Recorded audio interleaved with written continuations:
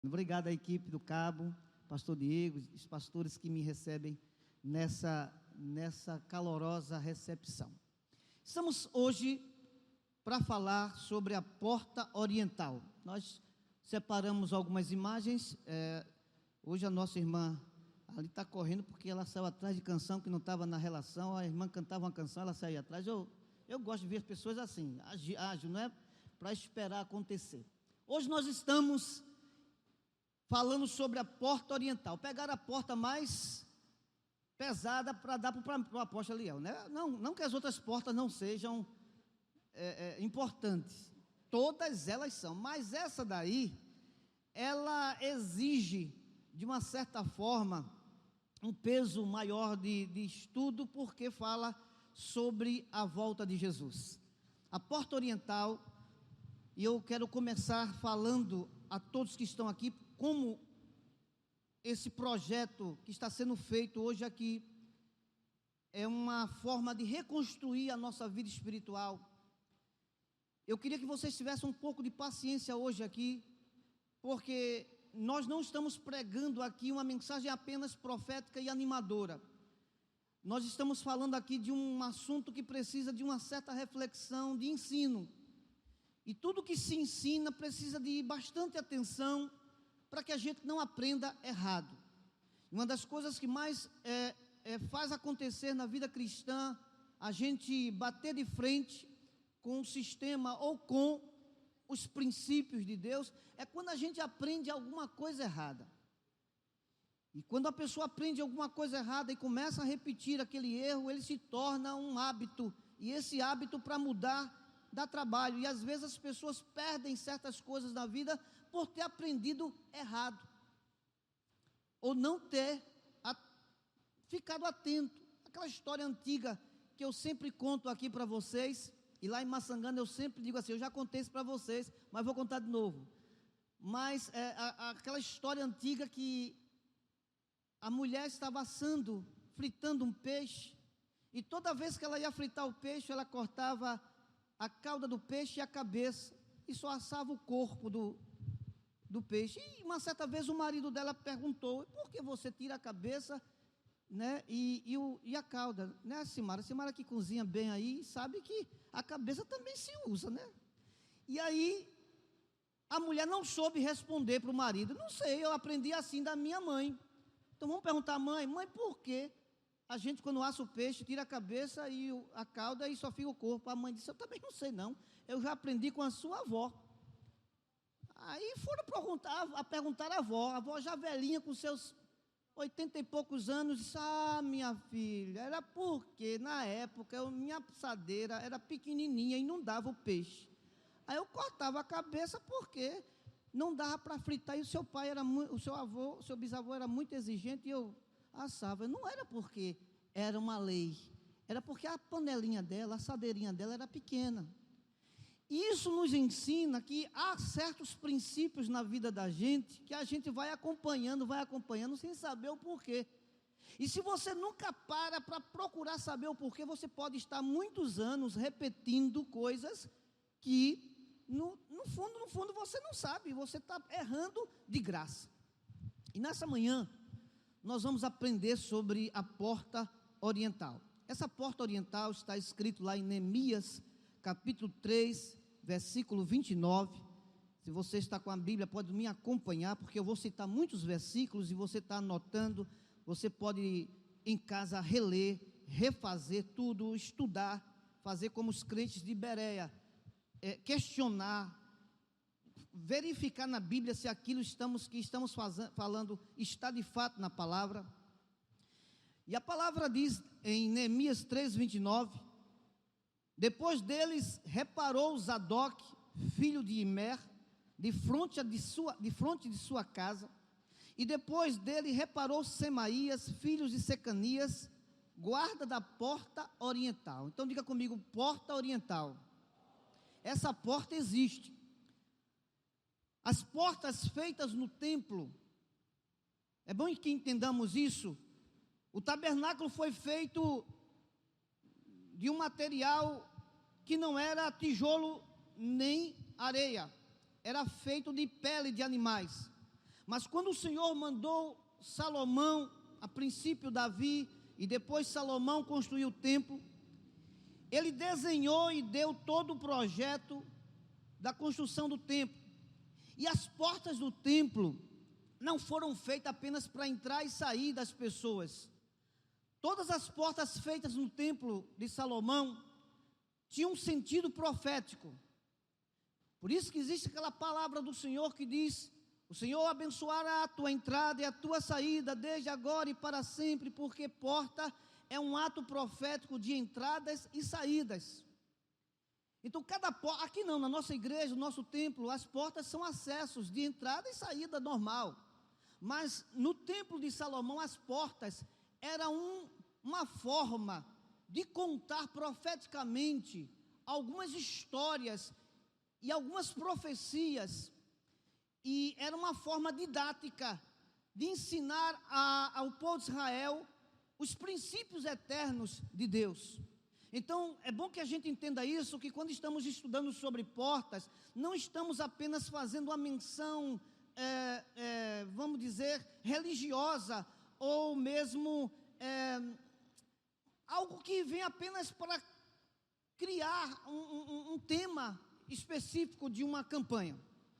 As portas existem, as portas tinham uma função, e uma das funções principais das portas do templo era ensinar, trazer ao povo o cunho profético. E essa porta chamada oriental, é porque ela ficava olhando para o oriente, onde o sol nasce. Engraçado que quando eu cheguei aqui, eu vi esse girassol, eu fiquei chateado ali, porque eu pensei em baixar um vídeo do nascer do girassol, porque o girassol, o nome dessa planta girassol é porque quando ela floresce e que amanhece, ela procura onde você plantar uma plantinha dessa.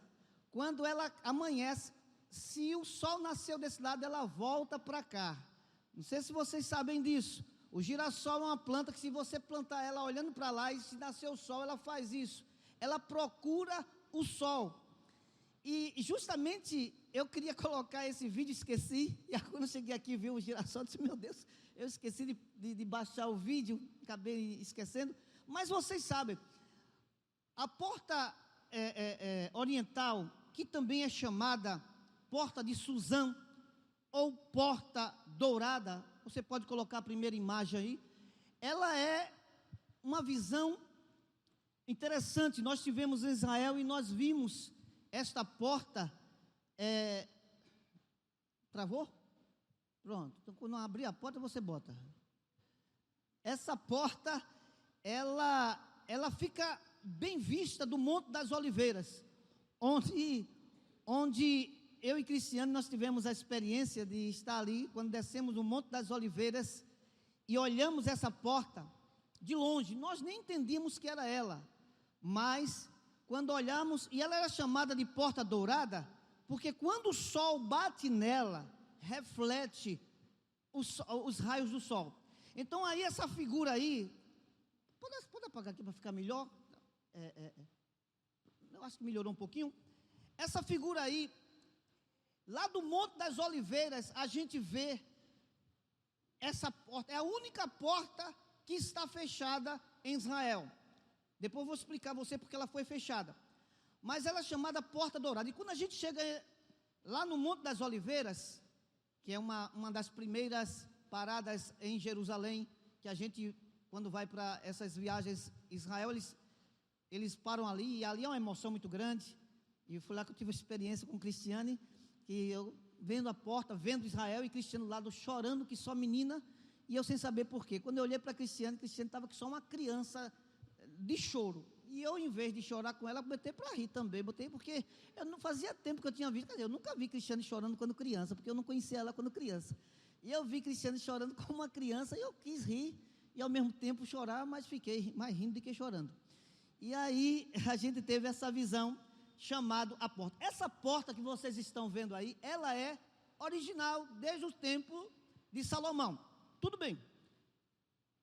Há uma história que conta que por baixo dela, a porta de Salomão está embaixo. Essa segunda porta aí foi feita por Herodes na reconstrução, mas está no mesmo nível. Embaixo, um pesquisador, ele foi fazer algumas fotos aqui e de repente ele viu uma rachadura e descobriu que embaixo dessas portas existe uma outra estrutura de uma outra porta, que é a porta original, que foi feita por Salomão. E Herodes construiu em cima dela uma réplica de uma forma parecida, igual, só que está no mesmo nível. E aí vocês entendem quando Jesus Cristo diz: se eles calarem, até as pedras clamarão. Sabe por quê? Eu já estou me adiantando aqui, mas para só vocês entenderem, Jesus, quando entrou em Jerusalém, em cima daquele jumentinho, foi por essas portas. E os fariseus e a turma que discordava que Jesus era o Messias, mandou que o povo se calasse. E Jesus, passando por essa porta, disse: olha, se eles calarem, as pedras clamam. E o que ele estava falando é que ele estava no nível onde essas pedras que estavam embaixo e as pedras que estavam em cima, estava contando a história da entrada do Messias. Mesmo que os homens se calem, as histórias estabelecidas, elas confirmarão que Jesus é o Messias. Jesus disse: olha, as pessoas podem parar de falar, mas a história comprova. Aqui tem pedras que foi colocada no tempo de Salomão. Herodes colocou em cima, mas a história continua, e nenhuma pedra, e nenhum homem, nenhuma força pode calar a história que Jesus é o Messias. E a gente vai ver em Ezequiel capítulo 40, Ezequiel tendo uma visão sobre esta porta. Ezequiel foi um profeta do período do exílio, onde o templo de Salomão tinha sido saqueado, derrubado. Ezequiel profetizava sobre esse templo e sobre essa porta, e dizia aqui no versículo 1 ao 6 do capítulo 40 de Ezequiel: no ano 25º do nosso cativeiro, no princípio do ano, no 10º mês, no 10º dia do mês, 14 anos depois que a cidade foi ferida, naquele mesmo dia veio sobre mim a mão do Senhor e me levou para lá. Em visões de Deus, me levou à terra de Israel e me pôs sobre um monte muito alto, e havia sobre ele como um edifício da cidade para a banda do sul. E havendo-me levado ali, eis que o homem cuja aparência era como a aparência de cobre, tendo um cordel de linho na mão e uma cana de medir, estava em pé na porta, e disse-me: filho do homem, vê com os teus olhos e ouve com os teus ouvidos, e põe no teu coração tudo o que te fizer ver, porque para te mostrar foste aqui trazido. Anuncia, pois, à casa de Israel tudo quanto vires. E havia um muro fora da casa, ao redor, e na mão do homem uma cana de medir, de 6 côvados, de um côvado e 4 dedos cada um. E ela mediu a largura do edifício, e uma cana, e a altura uma cana. Então veio a porta que olhava para o caminho do oriente. Presta atenção. Então veio a porta, ele foi até a porta que olhava para o caminho do oriente, que é a porta oriental, e subiu pelos seus degraus, e mediu um umbral da porta, uma cana de largo, e outra umbral, uma cana de largo. Aí você lê esse texto e diz assim: eu não estou entendendo nada, pastor, esse negócio. Tenha calma, eu vou ajudar você, porque para entender isso a gente precisa pesquisar mesmo, precisa estudar, precisa ler comentários, precisa pesquisar. O Senhor estava dizendo a Ezequiel que a porta oriental era a porta profética da medição. Diga comigo: porta profética, bota aí embaixo, da medição. Aquela, bota a porta mesmo, a dourada, fica com ela ali. porta da medição. O que é porta da medição? Essa porta ensinava ao povo de Israel que há uma medida, que há uma conferência de encaixe. Quando você compra um móvel, com aquela empolgação lá na loja, quem já passou por isso? Aquela geladeira, aquele guarda-roupa impressionante, mas quando chega em casa, não entra. Que frustração, quem já passou por isso? Já, Sônia, pronto. Aí você compra em 10 vezes, em 20 vezes, ou então à vista, não importa, mas aquele guarda-roupa lindo, aí quando chega lá, por que ela passou por isso? Ela não mediu antes de comprar. Essa porta de medição está dizendo o seguinte, essa porta era, você vê que o Ezequiel teve essa visão, que o homem, com aparência de bronze, estava com uma cana de medir, estava medindo, olha, vem até a porta oriental e começou a medir.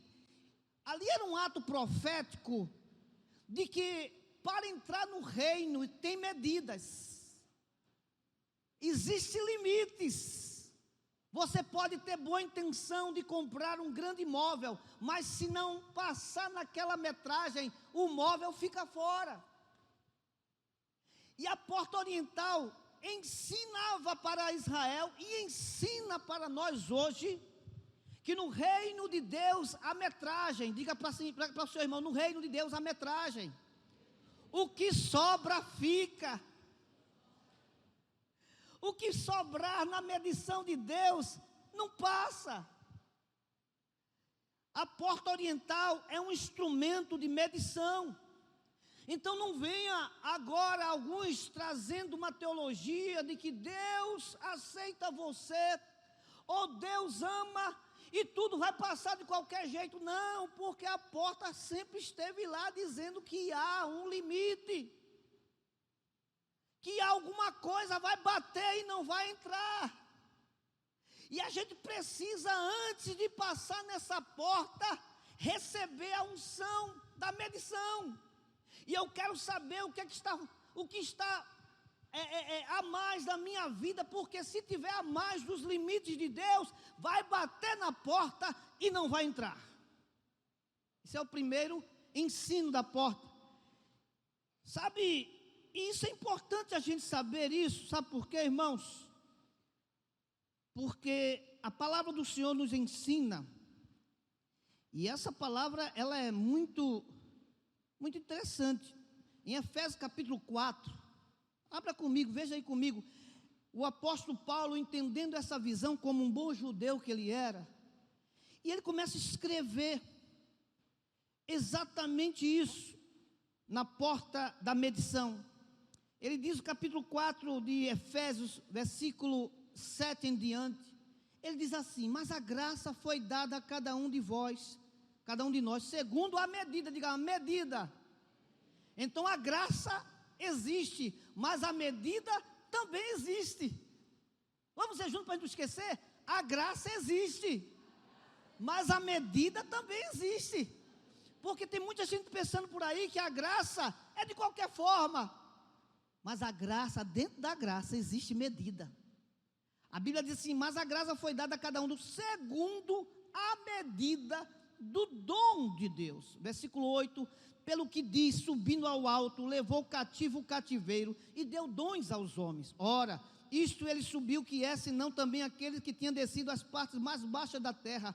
Aquele que desce também é o mesmo que subiu acima de todos os céus para cumprir todas as coisas.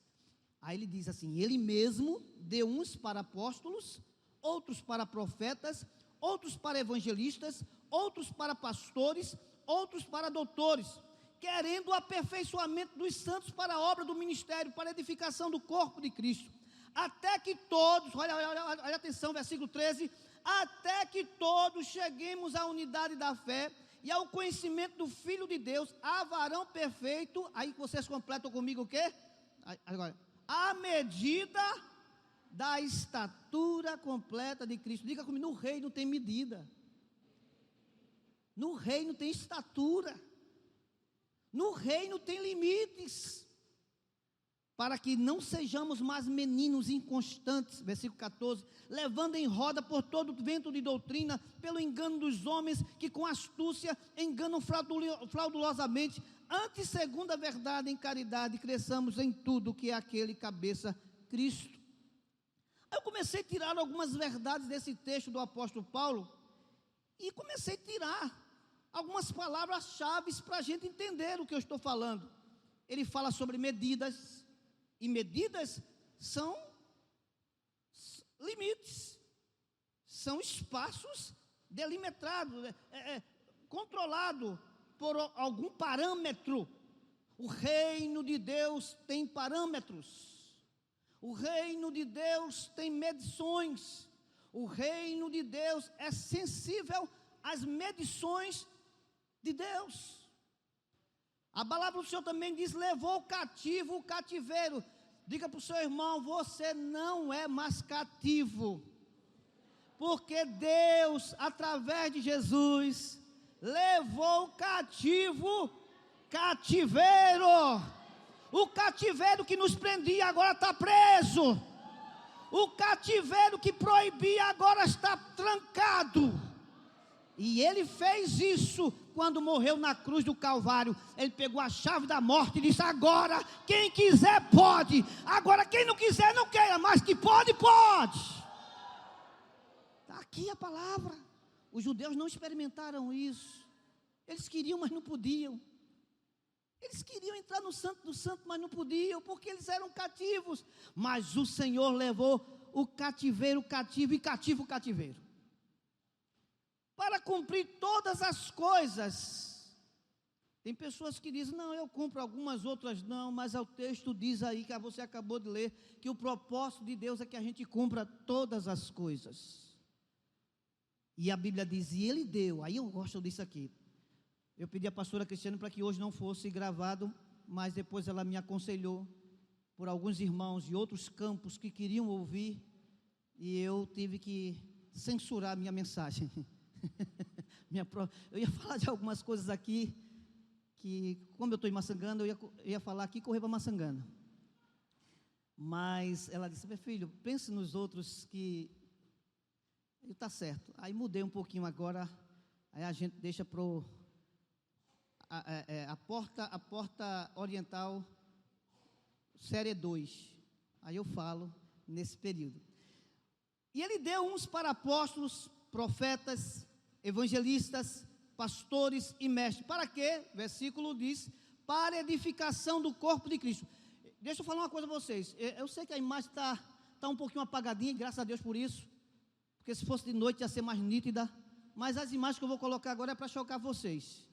Não é nada demais, mas quem tem a mente de Cristo vai entender o que eu quero chegar. Antes de colocar a imagem, veja mesmo, Deus, o Senhor deu, vamos ver comigo, apóstolos, profetas, evangelistas, pastores e mestres. Para quê? Para edificação do corpo, para que o corpo cresça ajustadamente. Mas o que é que está acontecendo hoje? A igreja não estão referenciando os apóstolos. As igrejas hoje não mais veem a responsabilidade de um profeta, de um pastor, de um mestre.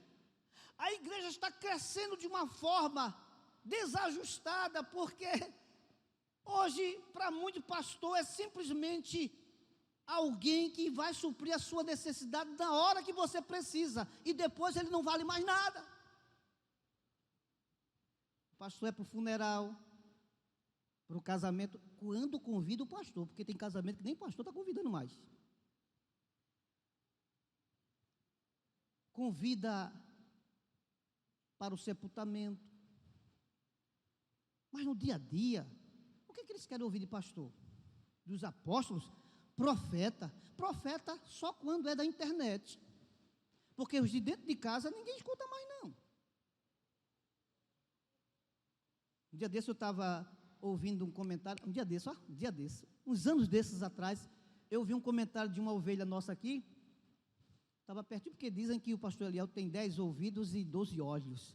Eu estou conversando aqui brincando, mas eu estou ouvindo o que a pessoa está contando ali, né? E duas jovenzinhas conversando sobre uma ministra de louvor da família 61, que ela cantava, inclusive elas vieram até ministrar aqui uma vez. Aí a outra comentando, rapaz, até o jeito que ela vira o cabelo é ungido. Eu disse, meu Deus do céu. Vê como ela canta. Olha, eu curto, eu sigo. Olha, quando ela faz assim, meu Deus do céu. Depois eu fui procurar essa irmã, estava na 61. Atrás do cabelo da irmã, eu acho. Eu fiquei pensando, que nível estamos? Aí depois eu procurei saber que essa irmãzinha não está lá essas coisas todas não, aqui ministra lá, né? Eu disse, meu Deus, como as pessoas se impressionam facilmente com aquilo que a gente vê. Sabe o que é isso? É uma igreja crescendo com deformidade. Vou passar para vocês a imagem de como a igreja do Senhor Jesus está crescendo por falta desses princípios de ouvir apóstolo, profeta, pastores, evangelistas e mestres. Você que não tem mais ouvido o seu pastor, sua pastora, seus apóstolos, você que tem andado sozinho, veja como é que está sendo o seu crescimento. Quem está falando aqui é a palavra. Vou repetir antes, todo mundo já está na expectativa. Pastor, passa logo essa imagem, pelo amor de Jesus. Mas eu vou fazendo bem, né? Basta agora não, Laís, por favor. Veja mesmo, se você anda só, sem orientação do seu pastor, do seu profeta, de seu mestre, de seu evangelista, de sua igreja, de sua liderança, o seu crescimento, ou o crescimento da igreja, está mais ou menos assim. Veja como eles estão crescendo, assim, ó. O som até parou, não foi? Não, que foi o negócio? Não dá para ver não, dá? Dá para ver? Mais ou menos é isto aqui, como a igreja do Senhor está andando na terra. É uma pessoa com deformidade no corpo. Ela anda. Ela se movimenta. Mas ela não tem o poder de locomoção como deveria, pelo qual foi criado. Ela tem limites. Sabe por quê? Porque todo o crescimento do corpo de Cristo, sem os instrumentos pelo qual Deus deixou, que foi, vamos ler juntos? Apóstolos, profetas, pastores, mestres e evangelistas. Se esses 5 ministérios não têm influência na minha vida dentro, eu faço o que quer, eu ando como quero, eu penso como quero, ninguém domina, ninguém faz, não tenho respeito. Aparentemente eu estou bem, mas estou andando desse jeito aqui, ó. Tem mais outra forma, veja como é que você cresce. Pode botar outra imagem, mais ou menos assim, ó. A igreja está assim. Está andando? Está viva? Está. Mas ela está de uma forma atrofiada. Ela não está caminhando no seu propósito. Por quê? Porque não tem louvor? Não. Por quê? Porque não tem pregação? Não. Porque não tem dízimos e oferta? Piorou, não. A igreja nunca precisou depender de dízimos e ofertas. É um privilégio quando dizimamos e somos abençoados. Mas o Senhor fez tirar da boca de um peixe suprimento para quem precisa. A igreja está assim, porque decidiu não mais ouvir os seus pastores, seus profetas, seus evangelistas, seus mestres. Muitas vezes a igreja está aqui ouvindo simplesmente por um desencargo de consciência, mas tudo que é pregado nesta igreja, quando eu digo nessa, qualquer igreja, nesse púlpito, em qualquer púlpito, está como se fosse palavra jogada ao vento, e ela está crescendo desse jeito. Ela quer fazer, ela quer andar, mas não consegue porque está atrofiada, porque o crescimento edificado que Efésios diz, é quando eles usam as ferramentas pelo qual o Senhor estabeleceu. Outra forma, sabe como é que a igreja está? Assim. Um atleta, fama, está na mídia, mas tem alguma coisa errada aí, não tem? Está faltando alguma coisa aí, não está? Vocês estão me ouvindo ou estão impressionados com a figura? Está impressionado? Então, para impressionar mais você, olhe para o seu irmão, põe a mão sobre ele assim, depois você passa álcool. Põe a mão sobre ele e diz assim: meu irmão, minha irmã, essa é a situação da nossa igreja, é a minha, é a sua vida, se a gente não usar as ferramentas divinas para o crescimento da igreja. Seu casamento vai estar assim, amém ou não amém? Misericórdia. Seu ministério vai estar assim, amém ou não amém? Misericórdia. A sua vida espiritual é assim, amém ou não amém? Misericórdia. Mas é misericórdia se você não estiver usando o que Deus deixou para o crescimento natural da igreja. O que foi? Vamos ver juntos, quem foi que Deus deixou para o crescimento natural da igreja? Como é? Não é ouvir o cantor famoso? O Diante do Trono, Thales Roberto, Luciano Subirá, Lucinho que desceu, que o outro vai subir, aí ele vai descer. É assim, é o pastor, é Talita que se levantou, mas se ela se levantou, um dia cai, qualquer um. Um dos grandes problemas da igreja do Brasil é essa: seguir pessoas. Seguir pessoas, e quando as pessoas caem, elas caem com ela. E o Senhor não mandou seguir pessoas, o Senhor disse: andai nele, e esse caminho é o Senhor Jesus. Sabe, as pessoas frustram-se porque não conseguem seus projetos, e vão para as outras, e vão para outras, e vão pulando, e vai chegar aqui, vão pular no abismo, aí não tem mais pessoas. Mas diga assim: glória a Deus, que a minha fé não está nas pessoas, está em Jesus Cristo. A minha fé está em Deus. Quantos creem nisso? E quando glorifica o Senhor e diz: essa é a minha fé. Eu perdi, ainda tem a 5. Cadê a 5? A 5. Essa mulher é mãe ou não é mãe? É mãe. Essa mulher pode alimentar? Pode, ela tem os seios para alimentar, mas ela tem dificuldade de se locomover ou não? Quantos ministérios conseguem carregar bebês no colo, mas não conseguem se movimentar, porque não depende dos instrumentos que Deus deixou para isso. Mas vamos lá, para a gente não perder muito tempo, pode tirar essa imagem para os irmãos não ficar, bota a primeira, depois eu peço para os irmãos não ficar mais impressionados, não queria almoçar. A Bíblia diz também nesse texto: para aperfeiçoamento dos santos. No mesmo texto, medida da estatura de Cristo. Aí veja agora, vamos agora para a imagem 6 agora. Quando você não depende das armas que o Senhor deu para você crescer, a Bíblia chama aqui no versículo, a próxima, 6. É tão bonitinho, né? Parece um casal de anões baixinhos. Ele pode criar um bebê, pode ou não pode, Mabel? Pode. Eles podem ir para o shopping? Pode. Eles podem vir para a igreja? Pode. Agora eu pergunto, eles têm dificuldade ou não nesse mundo atual que a gente vive para se locomover, no ônibus, em algumas calçadas, em alguns setores? Eles têm dificuldade ou não têm? Então quero dizer a vocês aqui, ó, a medida da estatura de Cristo. Você pode viver na igreja assim há muitos anos. Você pode ser um grande ministro de louvor, um grande pregador, um grande servo, um grande intercessora. Mas você sempre ficará raquítico e raquítica, com dificuldade de alcançar a visão de Cristo, porque se você não está na mesma altura de Cristo, como é que você vai ver o que Cristo está vendo? Aí você depende dos outros te informar. Deixa eu ver se você entendeu.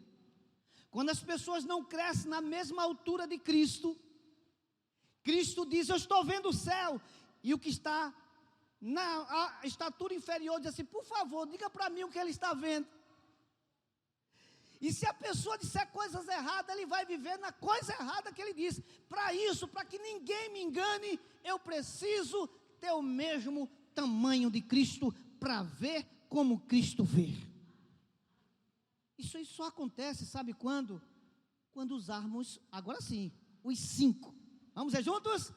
Apóstolos, profetas, pastores, evangelistas e mestres. Não sendo mais meninos, levado por todo vento de doutrina. E ele diz mais, seguindo a verdade, que é amor. Pastor, o senhor está falando sobre isso. E o que é que tem se ver a porta? A porta, eu falei no início, vou repetir. A porta são sinais proféticos. São sinais de ensino. E no Novo Testamento, a porta oriental é a submissão aos ministérios estabelecidos por Jesus para o crescimento de sua igreja. Mas vamos falar ainda sobre a porta no Velho Testamento?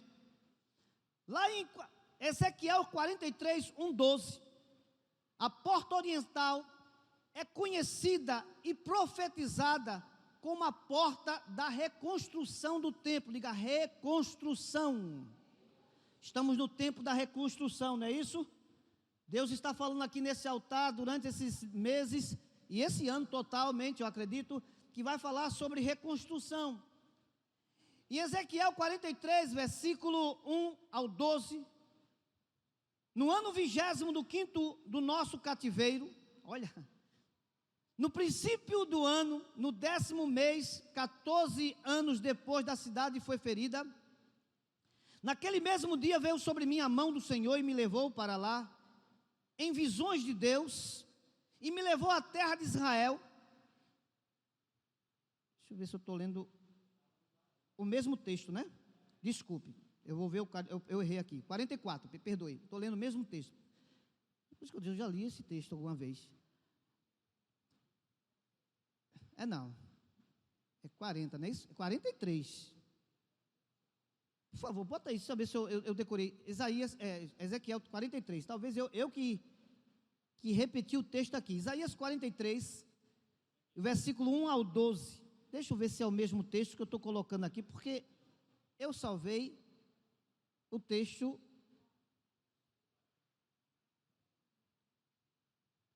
Pronto, vamos lá, vamos ver por aqui. 43, do 1 ao 12. Mas agora diz o... Não, Isaías não, é Ezequiel. Agora é você que trocou. Troca um profeta não. Eu troquei o texto. Eu falei Isaías. Mas quando eu falar, você tem que entender que é Ezequiel. Você não está no espírito de revelação não, Laís? Que é isso? Ezequiel 43, 1 diz: então me levou a porta que olha... Agora sim, Diego, está certo agora. Eu que errei o texto aqui, eu que troquei o texto. Então me levou a porta que olha para o caminho do Oriente. E eis que a glória de Deus, do Deus de Israel, vinha do caminho do Oriente. E a sua glória era como a voz de muitas águas. E a terra resplandeceu por causa da sua glória. E o aspecto da visão que tive era como da visão que eu tivera quando vim destruir a cidade. E eram as visões como a visão que tive junto ao rio Quebar. E caí sobre o meu rosto. E a glória do Senhor entrou na casa pelo caminho da porta, cuja face está para o lado do Oriente. Presta só um pouquinho. A glória entrou pelo caminho da porta. Diga, o caminho da porta traz a glória. Ok? Quem não quer entrar pela porta, não tem glória. Vamos lá. E levantou-me o Espírito e me levou ao átrio interior. E eis que a glória do Senhor encheu a casa. E ouvi alguém que falava comigo de dentro da casa. E um homem se pôs em pé junto a mim. E disse: filho do homem, este é o lugar do meu trono. E o lugar das plantas dos meus pés, onde habitarei no meio dos filhos de Israel para sempre. E os da casa de Israel não contaminarão mais o meu nome santo, nem eles nem seus reis, com as suas prostituições e com os cadáveres dos seus reis nos seus altos, pondo o seu limiar ao pé no meu limiar, e o seu umbral junto ao meu umbral, e havendo uma parede entre mim e eles, e contaminaram o meu santo nome com as suas abominações que cometiam. Por isso, eu os consumi na minha ira. Agora, lance eles para longe de mim, da sua prostituição, e os cadáveres dos seus reis, e habitarei no meio deles para sempre. Tu, pois, filho do homem, mostra a casa de Israel, esta casa, para que se envergonhe as suas maldades, e meça o modelo. Peraí. Vamos parar aqui agora um pouquinho? Segura aí, viu? Ele está dizendo, filho, olhe para essa casa. E essa casa, que é o templo, será a medição e o modelo para o que eu quero de Israel. Olha o que ele diz aí. Meça o modelo. Olhe para o templo, olhe para as portas e aprendam o que eu quero de vocês. Ele está dizendo exatamente isso, falando do templo de Salomão. O Senhor falando com Ezequiel. Continue, versículo 11. E envergonhando-se eles de tudo quanto fizeram, faze-lhes saber a forma desta casa, e a sua figura, e as suas saídas, e as suas entradas, e todas as suas formas, e todos os seus estatutos, e todas as suas formas, e todas as suas leis, e escreve isso aos seus olhos, para que guarde toda a sua forma, e todos os seus estatutos, e os cumpra. Versículo 12. Esta é a lei da casa, sobre o cume do monte, todo o seu contorno no redor será santíssimo. Eis que esta é a lei da casa. Diga comigo, a lei da casa. Queridos, talvez você não tenha entendido esta revelação, mas eu vou lhe ajudar agora. O Senhor mandou fazer o templo, não foi para ser a congregação dele. O Senhor mandou fazer um templo, não foi para simplesmente mostrar que Israel tem poder. O Senhor fez um templo, é como se fosse uma maquete, e disse assim, olhe para aqui, olhe para dentro, toda vez que você entrar aqui dentro, eu quero ensinar uma coisa para vocês, a casa tem lei, diga assim, a casa tem lei. Você conhece uma casa sem lei? Você sabe uma casa que não tem ordem, que não tem disciplina, que não tem orientação, todo mundo faz o que quer? Você não sabe quem está, cadê tua mãe? Não sei não, e teu meu filho, também não sei. Você não tem autoridade, um chega de um jeito, outro ninguém sabe está outro.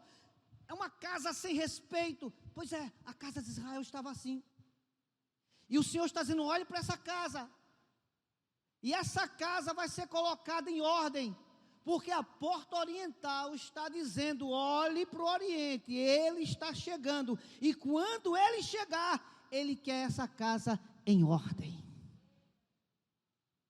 E se essas medidas que vocês não estão se adequando a ela, não quiserem, não tem problema, porque eu vim buscar a casa, e se você não se adequa a essa casa, não a querigma, estou falando do reino de Deus, você não vai subir, porque o reino é para os que andam na lei da casa. Diga, a lei da casa.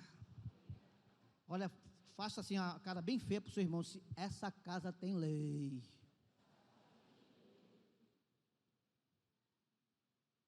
Quantas mães já debateram, quantos pais já disseram para o seu filho, você está pensando o quê, rapaz? Aqui quem manda, aqui tem ordem, rapaz. Quantas vezes já dissemos isso? Quantas vezes já ouvimos isso nos nossos pais? O Senhor está dizendo a mesma coisa. Ei, olhe para as portas. E uma das portas que nós vamos olhar a partir de hoje é a porta oriental. E o Senhor estava trazendo ali no capítulo 2, Jesus Cristo pega esse exemplo da casa, esse exemplo, e eu quero fazer uma ressalva aqui para vocês entenderem.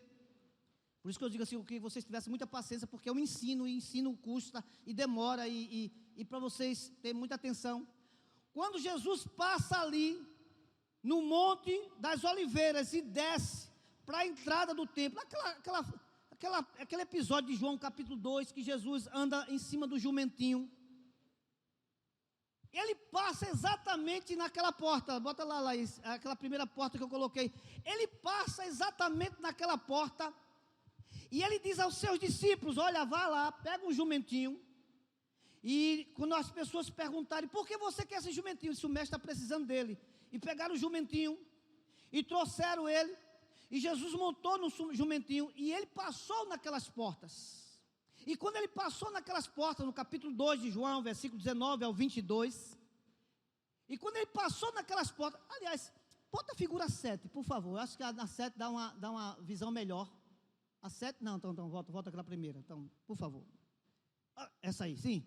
Quando Jesus passa nessas portas aí, que é chamada Porta Dourada, a Porta Oriental, as pessoas começam a gritar, bendito é o que vem em nome do Senhor. Aí os fariseus dizem assim, Senhor, manda esses homens calarem, essas pessoas calarem, porque está horrível aqui. Ele disse, se eles calarem, até as pedras clamarão. Eu quero nessa manhã trazer alguns ensinos sobre esse texto de Jesus, quando passa por essa porta oriental, que na verdade fala sobre a vinda do Messias. Essa porta, ela traz para a gente alguns ensinos maravilhosos, e eu queria passar para vocês hoje aqui, que quando Jesus Cristo passou por essa porta, ele trouxe alguns ensinos para a vida da gente. Primeira coisa que o Senhor Jesus trouxe como ensino, e quero logo dizer a vocês, que quando Jesus Cristo entrou naquela porta, daqui a pouco eu vou ler a profecia, foi o início do reino de Deus na terra. E depois que ele passou naquela porta, havia uma profecia que eu vou ler daqui a pouco, que depois que ele passasse ali, aquelas portas seriam fechadas para sempre, até a sua segunda vinda. E por incrível que pareça, antes de eu falar da lista, eu vou passar logo o nome do dito custo. Passa aí da frente, ele, vai passando aí a imagem, esse daí, esse venta de pica-pau com a casa de abelha na cabeça, chamado o Suleiman, o Magnífico. Esse homem, bonitinho aí, islâmico, ele era um sultão islâmico. No ano de 1541 depois de Cristo, ele fechou essa porta definitivamente e colocou, pode botar a próxima, me colocou um cemitério na frente dessa porta. No ano de 1500, depois que Jesus Cristo passou, houve a invasão dos islâmicos sobre Israel. Roma foi destruída no ano 70. Depois começou a haver as disputas pela Terra Santa, os islâmicos, a Igreja Católica, vieram as cruzadas. É uma história longa que eu não tenho tempo de falar aqui. Mas em 1541, esse homem, Suleiman, o Magnífico, para eles, sultão islâmico, ele mandou fechar definitivamente aquelas portas com as mesmas estruturas de pedras que era o muro, e colocou um cemitério na frente. Mas preste atenção porque ele fez isso. Primeiro, ele, por ser islâmico, ele conhecia a profecia que existia tanto em Ezequiel como em Números, como em Zacarias, que o Messias viria outra vez e iria passar nessa porta. Eles conheciam, eles estudavam as profecias, e nas profecias dizia que o Messias, ia passar de novo por essas portas. Sabe o que foi que esse cara fez? Mandou fechar a porta e colocou um cemitério na frente, porque ele sabia que em Números 19, 16, diz assim: todo aquele que sobre a face do campo tocar em algum morto pela espada, ou outro morto, aos seus ossos, algum homem, ou alguma sepultura, será imundo 7 dias. Há uma lei de Israel que diz que se um sacerdote entrar no cemitério e tocar nos defuntos, ele passa 7 dias recluso, imundo. E esse homem islâmico mandou construir na frente daquela porta, mandou fechar e construir um cemitério. Por quê?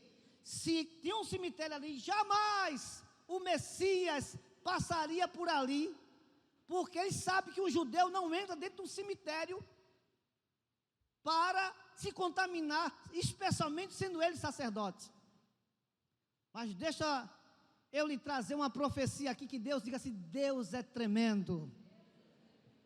Diga assim para o seu irmão, mesmo que o inimigo feche as portas para você, mesmo que alguém ponha cemitério na sua frente, o Senhor fará e dará um jeito para abrir no meio do cemitério um caminho, e você não vai precisar se contaminar, você vai passar por meio deles, sem se contaminar. Ó, esse homem estava pensando que estava proibindo a profecia se cumprir, ele foi completando a profecia se cumprir. Sabe por quê? Quando ele fechou, o Senhor já tinha dito assim, olha, depois que eu passar, ninguém mais passará por essa porta, ele será fechada. E se cumpriu, o homem cumpriu, sem saber, pensando que estava proibindo, ele estava cumprindo. E depois veio Zacarias e disse no capítulo 14, versículo 1, eis que vem dia, diz o Senhor, em que os teus despojos se repartirão no meio de ti, porque eu ajuntarei todas as nações para pelejar contra Jerusalém, e a cidade será tomada, e as casas serão saqueadas, e as mulheres forçadas, e a metade da cidade será para cativeiro, mas o resto do povo não será expulso da cidade. O Senhor sairá e pelejará contra essas nações, como pelejou no dia da batalha, e naquele dia estarão os meus pés sobre os montes das oliveiras, de fronte de Jerusalém, para a porta do oriente, onde do monte das oliveiras será fendido um meio do caminho, e abrir-se-á um vale, e eu passarei pelo meio do vale, e entrarei em Jerusalém. Uou! Sabe, meus irmãos, que eu vejo, não existe empecilho para quem quer seguir Jesus. Eu quero terminar essa palavra, teria muita coisa, mas o tempo não me permite. Eu queria só terminar falando dessa entrada de Jerusalém. Jesus Cristo, Ele ensinou algumas coisas para a gente aqui nessa porta, quando Ele passou pela porta. Jesus só vai passar por essa porta depois, quando Ele pisar no monte de Jerusalém, nas oliveiras. Quando Israel ficar cercado, todas as nações, inclusive o Brasil, vai lutar contra Israel. Não importa quem o presidente você eleger, o cumprimento profético vai ter que acontecer. A gente não quer que aconteça logo, a gente não quer adiantar, mas daqui a anos, não sei quantos anos, as nações vão se reunir, todas as nações, Israel ficará sozinha. A gente ama Israel, mas a gente vai ter o desprazer de ver o Brasil lutar contra Israel. Mas, quando Israel estiver sozinho, que ele não suportar mais, que todas as nações se rodear no vale do Armagedon, onde eu tive o privilégio com o Cristiano de ver aquele vale do Armagedon, e que todas as nações se reunirem contra Israel, Israel estiver sufocado, não tiver mais solução, aí o Senhor vai ficar e vai colocar o pé sobre o Monte das Oliveiras, vai abrir os seus pés e abrirá uma fenda entre aquele cemitério, e ele não pisará no cemitério, ele andará pela fenda e chegará até Jerusalém e destruirá todos os exércitos das nações e abrirá ali o início do milênio. Sabe o que vai acontecer nesse dia? Todos que morreram em Cristo ressuscitarão e reinarão com Jesus e serão governadores de nações. Mas antes que isso aconteça, deixa eu trazer a lição para a igreja e a gente terminar. Quando Jesus entrou ali no capítulo 2 de João e também no Mateus 21, 11, que eu não vou ler por causa do tempo. Quando Jesus entrou com seu jumentinho, algumas lições ele trouxe para a gente, que eu queria deixar com vocês para a gente terminar. Primeira coisa, a Bíblia diz que o jumentinho que ele usou nunca foi usado por ninguém. Eu quero dizer para a igreja do Senhor Jesus nessa manhã, que depois que passamos pela porta oriental, nosso serviço para o reino tem que ser primícia e excelência.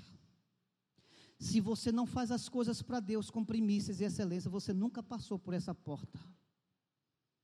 E o Senhor está dizendo, volte e passe por essa porta, porque Jesus não pediu um cavalo, Jesus não pediu uma carruagem, Ele só pediu um jumentinho, agora com uma condição, que ninguém usasse ele seria o primeiro, porque não é por força nem por violência, mas pelo Espírito, diz o Senhor. E aquele jumentinho, o jumento é sinônimo na Bíblia de força, de serviço, e ele queria simplesmente prioridade, primícia.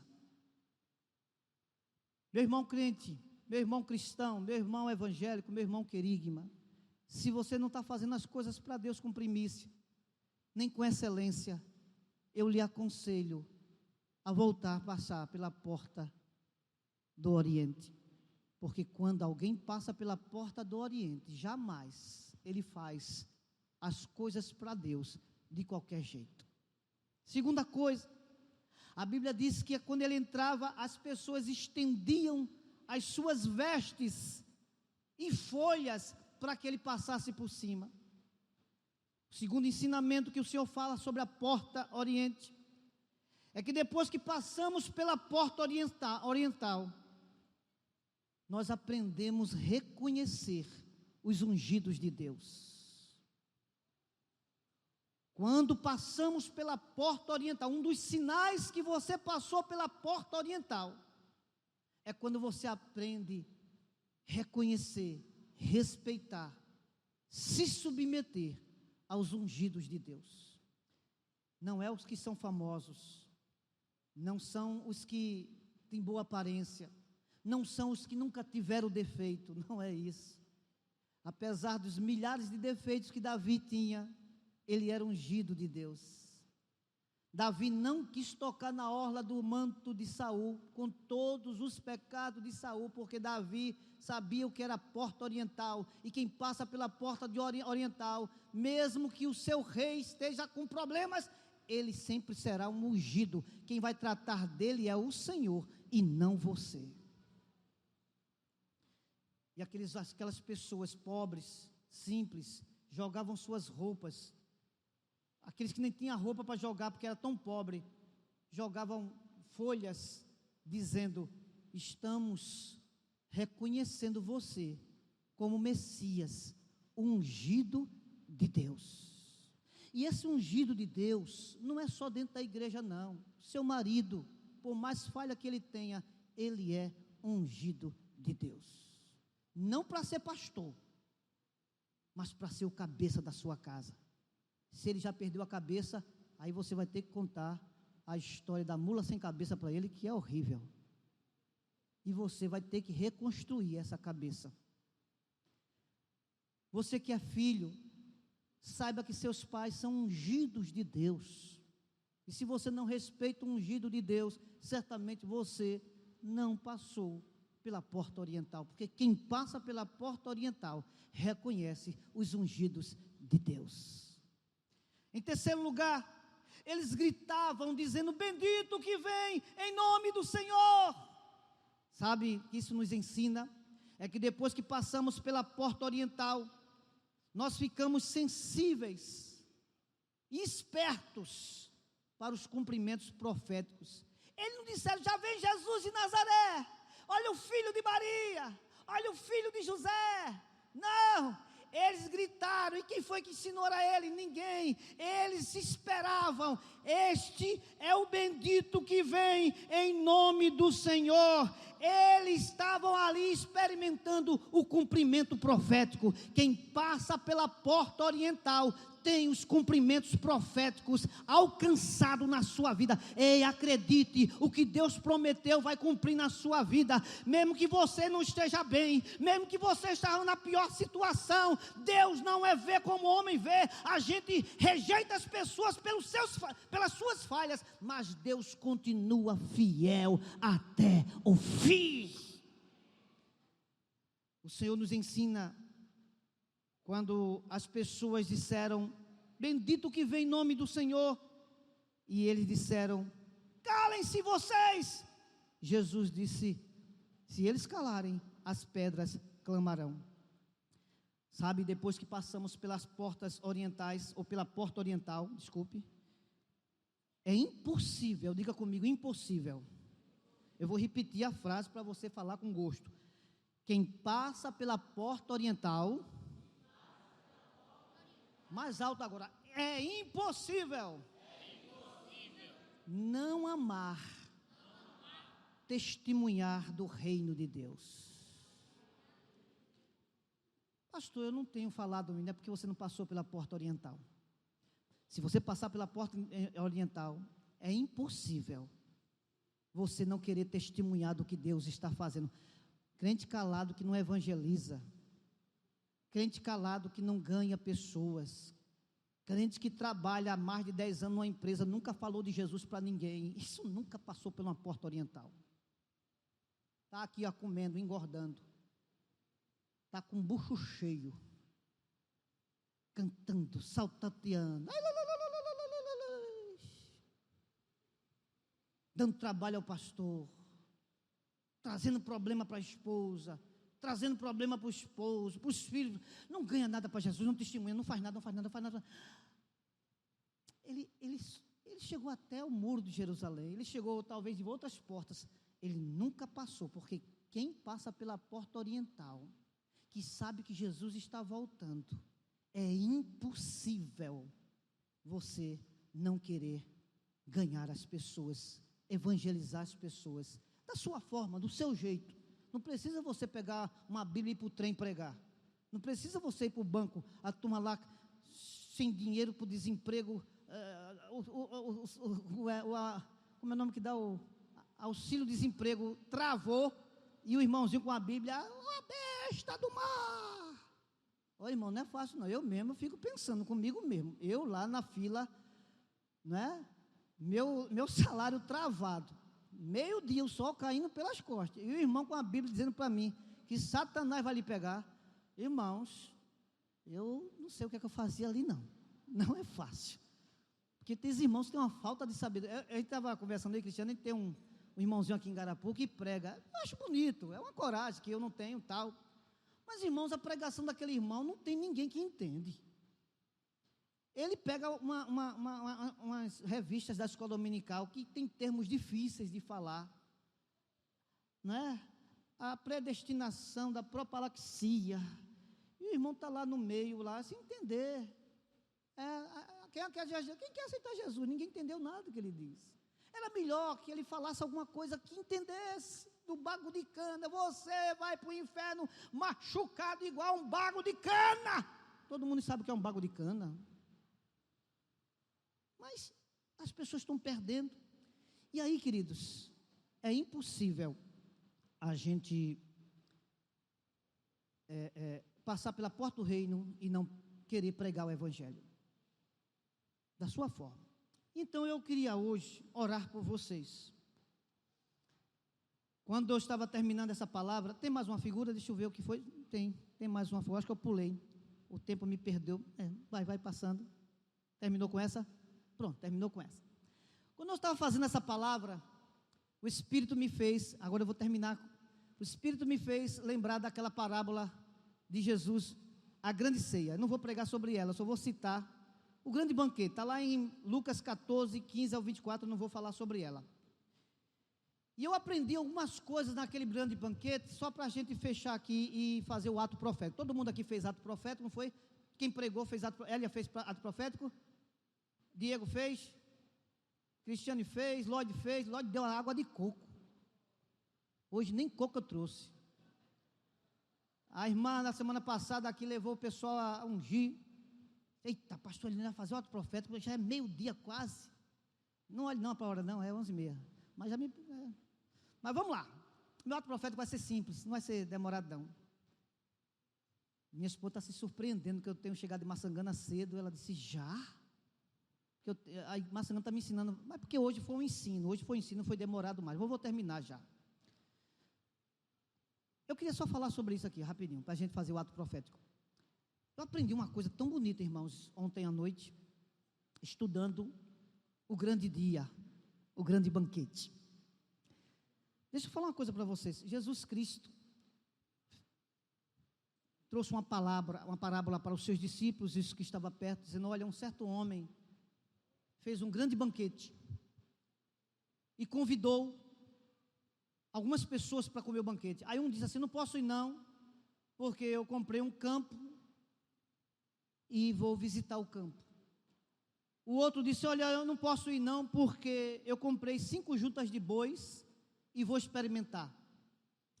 O outro disse, eu não posso não, porque eu casei e não posso estar. E eu aprendi, irmãos, eu sempre li esse texto, e disse, meu, que caba chato, né? Ou então o que convidou podia também entender. Quantos aqui já fez o aniversário e a pessoa disse em cima da hora, não vou não? Só eu? Não, tem muita gente. Casamento, aniversário, já acontece isso. Mas eu aprendi ontem na cultura judaica algumas coisas que eu queria estudar com vocês aqui. Primeiro, para uma cultura judaica, uma pessoa que não quer comer com outro, isso é muito sério que eu vou dizer a vocês, viu? Quem rejeita comer pão com outra pessoa é porque inconscientemente tem um ódio guardado daquela pessoa. Deixa eu falar uma coisa para vocês, e você que está em casa.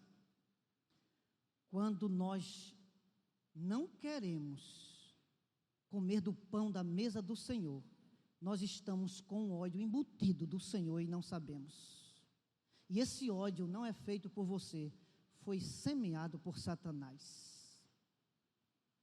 Escute bem, vou repetir.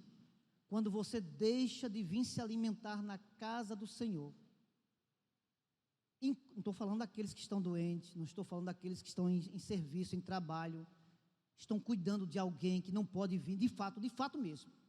Mas quando alguém arranja uma desculpa para não vir se alimentar na casa do Senhor, ele não sabe, mas dentro dele existe uma raiz de ódio contra o Senhor, semeado por Satanás.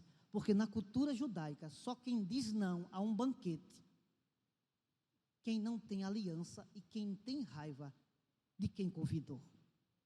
Eu aprendi isso. No reino de Deus, quem desperdiça comida é taxado de irresponsável. Por isso que quando o Senhor Jesus faz um banquete aqui para você, como está sendo esse banquete que vocês estão aprendendo sobre as portas, e as pessoas não vêm porque não quer, você pensa que Jesus vai desperdiçar comida? Ele vai dar para outros que estão com fome. Porque quem não vê é porque não está com fome, ou está com fome, mas desperdiçou a comida.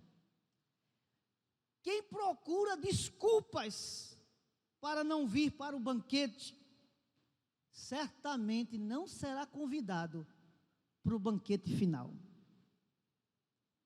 E eu aprendi isso exatamente ontem, ouvindo uma mensagem de um pastor, que ele estava dizendo que na cultura judaica, ninguém pode dar desculpa porque está comprando um terreno. Sabe por quê? Porque na cultura judaica, para se fazer uma escritura de terreno, passa-se quase um ano. No Brasil é quase assim. Imagina, tem que fazer toda a vasculha, se tem herdeiro, se tem tudo. Então a pessoa disse, eu não vou não, porque eu estou comprando um terreno. Ele tinha um ano ainda para resolver essa questão de documento. Ele não foi porque ele não quis. Mabel sabe o que eu vou dizer agora, talvez. Então, branco agora na minha cabeça, tá? Marcelo, porque eles criaram animais, eu estou dizendo a vocês que eles sabem. Ninguém compra uma junta de boi para depois testar. Porque a pessoa testa primeiro se cabe no animal, para depois comprar. Não é assim, Marcelo? Não é assim, Mabel? Aí a Bíblia diz que o cara deu a desculpa: não posso ir, que eu comprei 5 juntas de boi e vou experimentar. Como é que a pessoa compra primeiro para depois experimentar? Porque junta de boi ou canga de boi é de acordo com o animal, é como se encaixa. Olha que desculpa esfarrapada. Aí o texto diz, algumas traduções, depois vocês leem em casa, se a sua tradução diz isso, em Lucas 14, do 15 ao 24. Aí tem uma tradução assim: não posso, casei-me com a minha mulher. Olha, como é que a pessoa pode casar com a mulher? Não é casado, não é? Como é que a pessoa pode casar com a própria mulher, se já é casado? Mas no original não está dizendo isso não. No original está dizendo assim: ó, eu estou tendo um caso. Ele não estava casando não. Ele estava tendo um relacionamento, uma brincadeirinha, uma forma de ganhar tempo, e o prazer que ele estava tendo com aquele relacionamento não lhe dava, não queria perder em troca de um jantar. E o Senhor nos ensina. Aí o Senhor diz: pois é, eles não vêm? Procure o pobre, o aleijado, o manco, o cego, e force-os a entrar, porque eu não vou desperdiçar minha comida. A comida está pronta, a mesa está pronta. E quem são os pobres? Aí vem para você agora, e eu quero fechar com isso. Não é pobre de dinheiro apenas. Pobres são aqueles que não têm recursos algum, mas não desiste de seguir Jesus pelos seus recursos. Chame os aleijados. O que é aleijado? São aqueles que não têm acessibilidade alguma, mas nem por isso deixa de sair atrás do banquete. Chame os mancos. São aqueles que, mesmo caminhando irregular, mesmo mancando, mesmo com dificuldade, não deixa de seguir Jesus. Chame os cegos. São aqueles que dependem dos outros. É muito ruim depender de outros, mas mesmo dependendo de outro, talvez você, mulher, dependa da autorização do seu marido para vir para a igreja, talvez alguma outra situação, mas mesmo assim você não desistiu de seguir Jesus. O reino é para você. Force-o entrar. Como é que a pessoa pode forçar alguém para entrar? E essa força entrar, no original quer dizer assim: trave uma guerra espiritual por ele, brigue no reino do Espírito, mas faça essa pessoa entrar. Quem rejeita a segunda chamada, não terá uma terceira chamada. A chamada do Pai foi Jesus. A segunda chamada de Jesus é para o arrebatamento. Não haverá uma terceira chamada. Por isso na faculdade isso é a segunda chamada, né? A pessoa não passou na primeira, vai na segunda. Mas no reino de Deus não tem a terceira. E eu queria que você ficasse de pé.